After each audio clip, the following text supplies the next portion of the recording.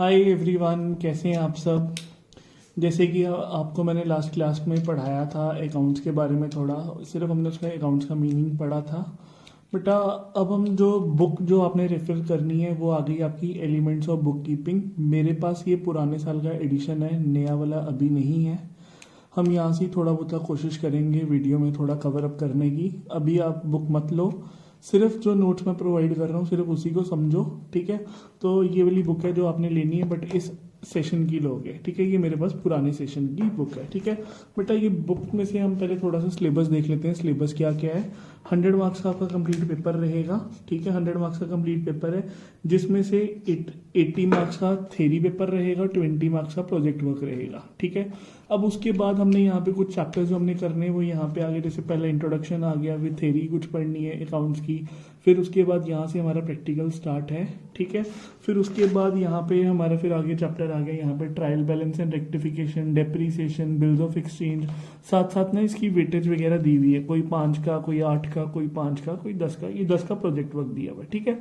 फिर अब उसके बाद आगे अगर देखोगे तो सिलेबस में हमारे पास ये है, कुछ फाइनेंशियल स्टेटमेंट्स के बारे में पढ़ना हमने, सोल प्रोप्राइटर, यहाँ इनकम्प्लीट रिकॉर्ड और नॉट फॉर प्रॉफिट ऑर्गेनाइजेशन, ठीक है। और एक लास्ट में हमारे पास एक टॉपिक रहेगा कंप्यूटर इन अकाउंटिंग, ठीक है। तो ये सारा सिलेबस है जो हमने कवर अप करना है। अभी आपको इसके बारे में कुछ नहीं पता है, ऐसा ऐसा जैसे जैसे हम चैप्टर करते रहेंगे तो मैं आपको सारी चीज़ें थॉरली बताते रहूँगा। अगर बेटा इसके इंडेक्स पे चले तो हमारे पास 14 चैप्टर पार्ट ए में, और बाकी यहाँ पे अगर देखोगे तो कुछ 23 चैप्टर हैं टोटल दोनों पार्ट्स को मिला के, ठीक है। तो ये सारे चैप्टर्स को हमने कवर अप करना है, ठीक है। बेटा मैंने आपको हल्का सा सिर्फ अभी पहले सिलेबस के बारे में बताया, सिलेबस क्या क्या था, क्या क्या टॉपिक्स थे, कितने चैप्टर्स थे, ठीक है, ताकि आपको सिलेबस पता चल जाए। अब जो मेन हमने टारगेट जो लास्ट क्लास में हमने पढ़ा था वो क्या था, हमारे पास अकाउंटिंग का कंसेप्ट, ठीक है। अब मैंने आपको बताया था ना, मान लिया हमने जैसे ये एबीसी एक बंदा है, उसका एक बिजनेस था, अब वो कुछ ना कुछ ट्रांजेक्शन को कर रहा है, ठीक है। अब जो भी उसने ट्रांजेक्शन की, सबसे पहला पॉइंट क्या करते हैं, हम उसको आइडेंटिफाई करते हैं कि कौन सी हमारी बिजनेस ट्रांजेक्शन है और कौन सी हमारी नॉन बिजनेस ट्रांजेक्शन है, ठीक है। जब आइडेंटिफिकेशन किया, सबसे पहला प्रोसेस हमारा क्या हुआ, पूरा हुआ आइडेंटिफिकेशन का। फिर हमारा दूसरा स्टेप यहाँ पे क्या रहता है, हम क्या करते हैं, उसको मेजर करते हैं। मेजरिंग मतलब उसको इन टर्म्स ऑफ मनी की टर्म्स में हम उसको मेजर करते हैं। जैसे ही हमारी मेजरिंग खत्म हुई, मतलब हमने रिकॉर्ड कर लिया, भाई मेरे पास जो पैसा जो भी ट्रांजेक्शन हुई वो इतने की हुई, उसका रिकॉर्ड करने के बाद, उसको मेजर करने के बाद तीसरा पॉइंट क्या आ जाता है हमारे पास, यहाँ पे रिकॉर्डिंग आ जाती है, ठीक है।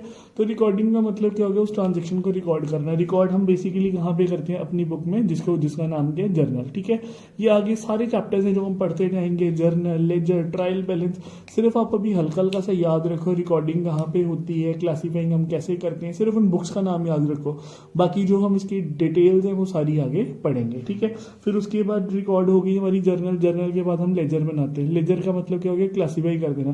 जैसे ट्रांजेक्शन बड़ी ज्यादा हुई साल में, कुछ परचेज की हुई, कुछ सेल्स की हुई, तो जो जैसी जैसी ट्रांजेक्शन थी, परचेज वाली सारी ट्रांजेक्शन परचेज बुक में डाल दी, सेल्स वाली हमने क्या किया, सेल्स बुक में ट्रांजेक्शन को डाल दिया, ठीक है।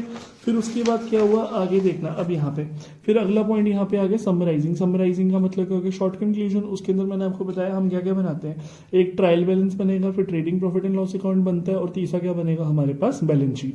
फिर उसके बाद समराइजिंग करने के बाद हम उसको क्या करते हैं, एनालाइज करते हैं और इंटरप्रिटेट। एनालाइज का मतलब क्या हो गया, चेक करना, ठीक है। और इंटरप्रिटेट का मतलब क्या हो गया, उसकी फाइनल कंक्लूजन पे पहुंचना। और जैसी कंक्लूजन पे पहुंचते हैं, फिर जो हमारे यूजर्स हैं, बेशक वो इंटरनल यूजर है या एक्सटर्नल यूजर, हम उस तक क्या करते हैं, वो इन्फॉर्मेशन पूरी पहुंचाने की कोशिश करते हैं, ठीक है। तो अब बेटा इसका यहाँ पे कोड भी मैंने आपको बताया था ना, क्या कोड था हमारा, IMRCSAC। आई का मतलब हो गया आइडेंटिफिकेशन, एम का मतलब हो गया मेजरिंग, आर का मतलब हो गया रिकॉर्डिंग, सी का मतलब आ गया क्लासीफाइंग, एस का मतलब क्या हो गया, समराइजिंग, ए का मतलब आ गया एनालाइजिंग, और सी का मतलब यहाँ पे क्या आ गया, कम्युनिकेटिंग।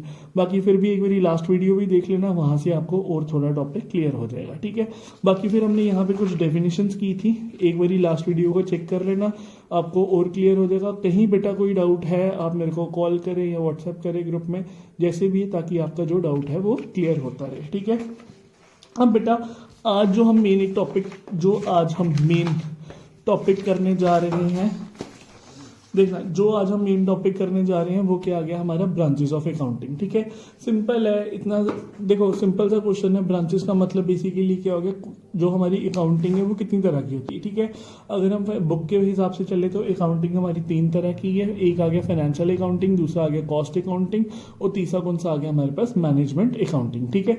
अब देखो बेटा, सबसे पहला क्या आ गया, फाइनेंशियल अकाउंटिंग। फाइनेंशियल अकाउंटिंग का मतलब होगा कि पैसे से रिलेटेड, ठीक है। अब देखना पहले इसका मतलब पढ़ते हैं, फिर उसके बाद मैं समझाऊंगा।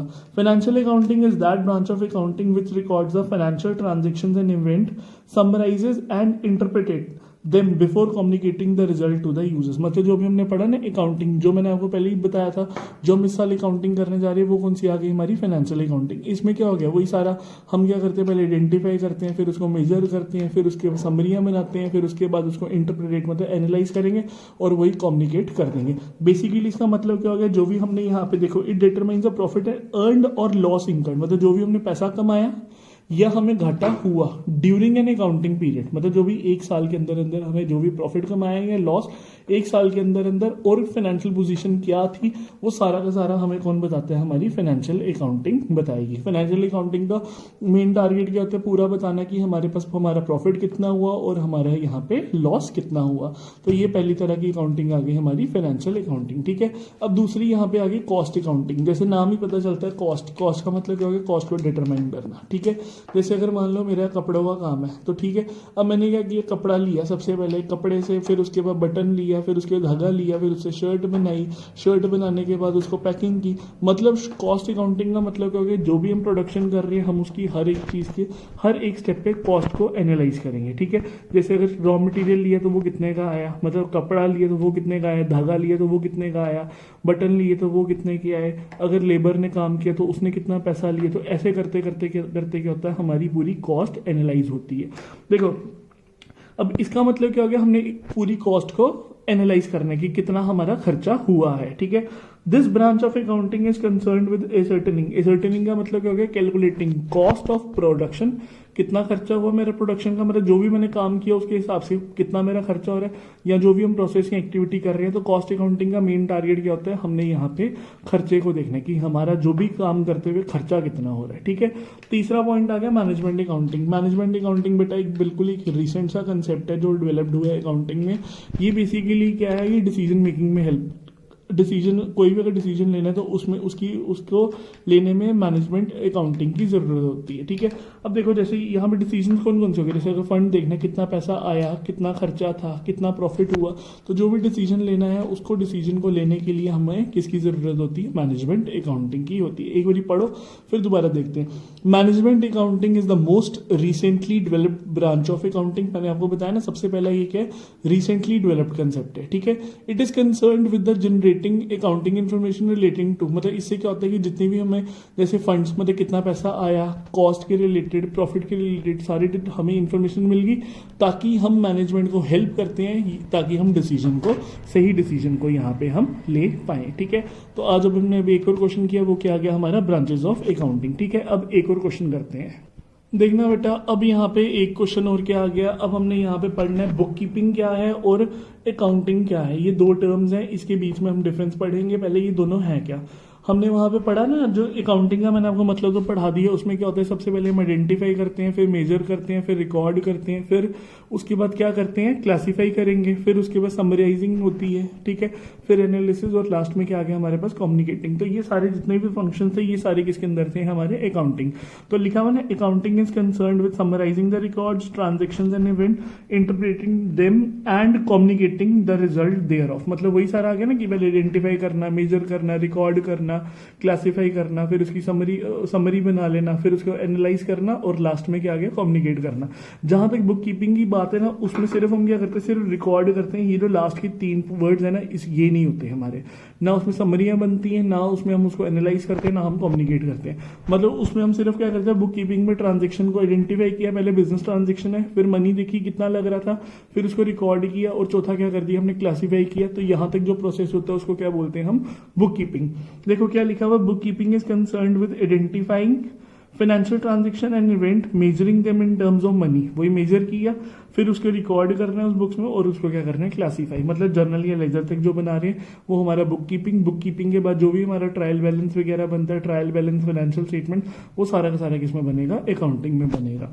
मतलब ये क्या है हमारी प्राइमरी मतलब क्या हो गया, फर्स्ट इनिशियल स्टेज है।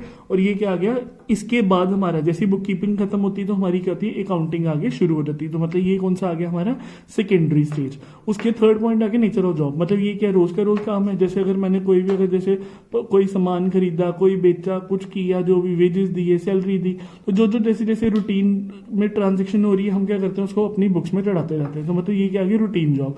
ये बेसिकलि क्या होगी, हमारी एनालिटिकल और डायनेमिक जॉब है। एनालिटिकल का मतलब क्या होगा, इसमें हमने एनालाइज करना है। एनालाइज क्या करना है, कितना प्रॉफिट हुआ, कितना हमें साल में लॉस हुआ, हमारी फाइनेंशियल पोजीशन क्या बता रही है। तो मतलब ये पूरा का पूरा क्या है, एनालाइज करने वाला कंसेप्ट है। मतलब डायनेमिक का मतलब क्या होगा, जो चेंज हो जाए टाइम के साथ। अब ये परफॉर्म है, ये कौन परफॉर्म करता है, जो जूनियर स्टाफ है जिसकी नॉलेज कम है।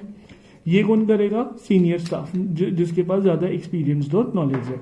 अब उसके बाद आगे special skills, does not require any special skill, इनको इतने स्किल्स की जरूरत नहीं है। जैसे परचेज किया तो इसे डाल दिया, सेल्स किया तो उसकी जो एंट्री है वो सेल्स बुक में डाल दी, तो बस वो सिंपल है। इसमें क्या है, इसको स्पेशल स्किल्स की जरूरत है क्योंकि इसने क्या करना है, ट्रांजेक्शन को ज्यादा डिटेल में करना है। ठीक है, अब यहाँ पे अगर हम सिंपल सी एग्जाम्पल लेके देखें तो ये क्या हो गया, ये सारा का सारा जो काम है जैसे क्लेरिकल स्टाफ ने किया, क्लर्क ने किया। ठीक है, तो वो सारा का सारा क्लर्क जो है वो क्या कर रहा है, बुक कीपिंग। नॉर्मल अकाउंटेंट अगर बोलते हैं तो वो क्या कर रहा है, हमारी बुक कीपिंग।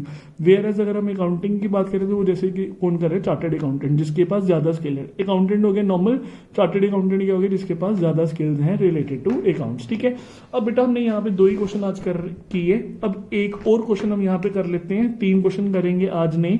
ठीक है, अब बेटा आज का ये लास्ट एक क्वेश्चन आ गया, ये क्या आ गया हमारा, ऑब्जेक्टिव्स ऑफ अकाउंटिंग। अब ऑब्जेक्टिव्स का मतलब क्या हो गया, टारगेट, मतलब अगर हम अकाउंटिंग कर रहे हैं तो उसका मेन रीजन क्या है। ठीक है, तो वही रीजन को अब हमने पढ़ना है। सबसे पहला पॉइंट यहाँ पे आ गया, मैंने आपको पॉइंट्स की एक्सप्लेनेशन समझा दूंगा, आप कोशिश करना इनको खुद से एक्सप्लेन करने की। हो पाएंगे तो ठीक है, नहीं हो पाएंगे तो मुझे बता देना, मैं इसकी आपको एक्सप्लेनेशन भी भेज दूंगा। ठीक है, अब यहाँ पे देखना सबसे पहला क्या आ गया, ऑब्जेक्टिव ऑफ अकाउंटिंग। ऑब्जेक्टिव में सबसे पहला पॉइंट क्या आ गया, मेंटेनिंग अकाउंटिंग रिकॉर्ड्स, मतलब जितने भी हमारे खाते वगैरह है वो हम किसके थ्रू बनाते हैं, अकाउंट्स के थ्रू। मतलब जिससे हमें पूरा पता चल जाएगा ना मेरा कितना प्रॉफिट आ रहा है, कितना लॉस आ रहा है, कितने की मैंने सेल की, कितने का परचेज किया। तो सबसे पहले सिंपल सा पॉइंट है यहाँ पे हमारा मेंटेन करता है अकाउंटिंग रिकॉर्ड। अब जैसे अगर बिजनेस करते, जो भी हम बिजनेस करते हैं ना, बिजनेस में क्या होता है, हमारी ट्रांजेक्शनें काफी बंदों के साथ होती है। जैसे जैसे ट्रांजेक्शन बढ़ती जाएंगी तो मैं क्या हर एक बंदे की ट्रांजेक्शन को याद नहीं ना रख सकता, तो उसके लिए मेरे को क्या अकाउंट्स की जरूरत है। तभी हम क्या करते हैं, अकाउंटिंग के रिकॉर्ड्स को बनाएंगे। ठीक है, दूसरा पॉइंट आगे डिटरमाइनिंग प्रॉफिट एंड लॉस। मेरे को यहाँ पे क्या पता चलेगा, इसके थ्रू जब मैं अकाउंट बनाऊंगा मुझे क्या पता चलेगा, कितना प्रॉफिट हुआ है और कितना मेरे पास यहाँ पे क्या है, लॉस है। ठीक है, अब प्रॉफिट या लॉस के बारे में पता चल रहा है। अब प्रॉफिट एंड लॉस को पता करने के लिए हमें क्या बनाना पड़ता है, ट्रेडिंग और प्रॉफिट एंड लॉस अकाउंट। ये हम आगे आने वाली क्लासेस में सीखेंगे, ट्रेडिंग अकाउंट कैसे बनता है और प्रॉफिट एंड लॉस अकाउंट कैसे बनता है। सिंपल था बेटा, आपने यहाँ पे ये याद रखना है कि अगर हमने प्रॉफिट एंड लॉस को बनाना है तो उसके लिए हमें 2 खाते बनाने पड़ेंगे। एक बनेगा हमारा ट्रेडिंग अकाउंट और दूसरा क्या बनेगा, हमारा प्रॉफिट एंड लॉस अकाउंट। तीसरा पॉइंट यहाँ पे आ गया, determining the financial position. Determining मतलब ये फाइनेंशियल पोजीशन को अगर हमने देखना तो वो किससे पता चलेगा, बैलेंस शीट से। उसके बाद फोर्थ पॉइंट आ गया assistance to the management. Assistance to the management का मतलब है हेल्प। कल को बिजनेस को कोई भी डिसीजन वगैरह लेनी है, वो सारे डिसीजन अगर लेने के लिए अगर हमारे खाते पूरे प्रॉपर बने होंगे तो हम कोई भी डिसीजन ले पाएंगे। तो मतलब एक मैनेजमेंट को हेल्प हो जाती है अगर हमारे खाते पूरे प्रॉपर बने होंगे। बाकी उसके बाद फिर पॉइंट आ गया providing information to the users. अभी हमने पीछे भी बताया था ना आपको, 2 तरह के यूजर्स होते हैं, एक इंटरनल और एक एक्सटर्नल। तो जो भी अकाउंटिंग इन्फॉर्मेशन जिस जिस यूजर्स को चाहिए वो उन यूजर्स तक इन्फॉर्मेशन पहुंच जाएगी। ठीक है, तो बेटा आज हमने पढ़ा एक ऑब्जेक्टिव, आप पढ़ो इसको, नहीं समझ आता उसी समय पूछो। फिर उसके दूसरा हमने यहाँ पे पढ़ा बुक कीपिंग और अकाउंटिंग का डिफरेंस। फिर उसके बाद हमने यहाँ पे एक टॉपिक और कवर अप किया, वो क्या था हमारा ब्रांचेस ऑफ अकाउंटिंग और साथ में अकाउंट्स का मीनिंग। तो इन ऑल अब हमारे कौन कौन से क्वेश्चन हो गए हैं, हमने यहाँ पे पढ़ ली है मीनिंग ऑफ अकाउंटिंग, उसकी ब्रांचेस क्या थे, डेफिनेशन पढ़ा, फिर उसके बाद डिफरेंस बिटवीन बुक कीपिंग और अकाउंटिंग के बीच में डिफरेंस, और लास्ट आज का जो हमने क्वेश्चन किया वो क्या आ गया हमारा ऑब्जेक्टिव्स ऑफ अकाउंटिंग। बेटा ध्यान से पढ़ो, नए नए कंसेप्ट हैं, कोई टर्म नहीं समझ आ रही आप पूछो, क्योंकि अपना जो बेस है वो कोशिश करना पूरी क्लियर हो। अगर आपको कहीं कुछ समझ नहीं ना आया तो अकाउंट्स वो सब्जेक्ट है जो आगे आगे आपको चल के बहुत प्रॉब्लम देगा, ठीक है। तो अपने डाउट्स क्लियर करते रहे। बाकी मैं आपको वीडियोस मेरे यूट्यूब पे डल रही हैं, आप सब्सक्राइब कर दो चैनल, ताकि जब भी मैं वीडियो डालूं आप तक वो पहुंच जाए, ठीक है। देखते चलो, कोई डाउट होए पूछते चलो, और बाकी नोट्स वगैरह बनाओ, ठीक है। थैंक यू बेटा, और पढ़ो घर पे बैठ के।